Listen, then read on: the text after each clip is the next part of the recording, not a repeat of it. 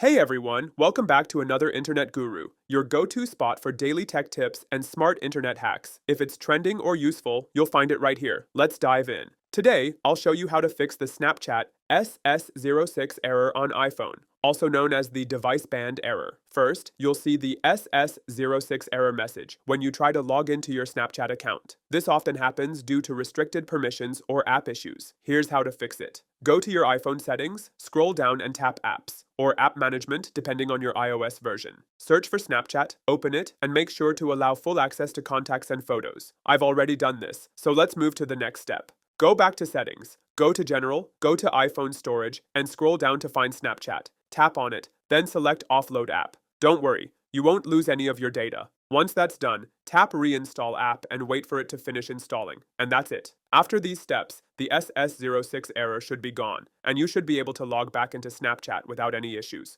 Thanks for watching another Internet Guru. If this helped you out, make sure to like, subscribe, and hit the bell so you never miss a daily drop. See you in the next one.